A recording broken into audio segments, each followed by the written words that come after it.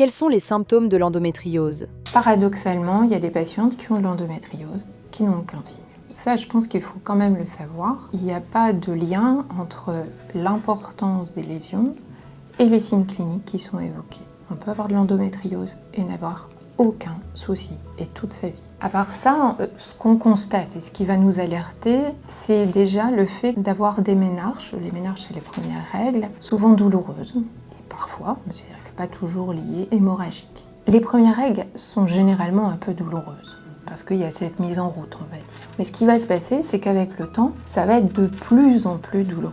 On regrette que le diagnostic soit aussi long. En moyenne, il faut 7 ans pour faire un diagnostic d'endométriose. Mais il faut quand même qu'on ait ce temps-là. Une adolescente qui a ses premières règles douloureuses, il ne faut pas tout de suite se dire « tiens, c'est de l'endométriose ». Non, il faut attendre. Ce qui n'est pas normal, c'est d'avoir un absentéisme scolaire. C'est ce qu'on va essayer de rechercher. Est-ce que ces signes se sont aggravés avec le temps? Est-ce que ça a eu un impact dans sa vie quotidienne? À partir du moment où ça a un impact et s'il y a une détresse chez les patientes, alors là, il faut essayer de comprendre. Et surtout, il faut essayer d'éliminer les autres causes. C'est-à-dire qu'on peut avoir des hémorragies parce qu'on a un trouble de la coagulation. Et ça serait dommage de passer à côté. On peut avoir des agénésies, des organes génitaux. En bref, bien sûr qu'à ce moment-là, il faut rencontrer un gynécologue. Et pas tout de suite se dire « ah, c'est une endométriose ». Néanmoins, on sait qu'il y a de l'endométriose chez les adolescents, donc il faut être amené à poser ce diagnostic.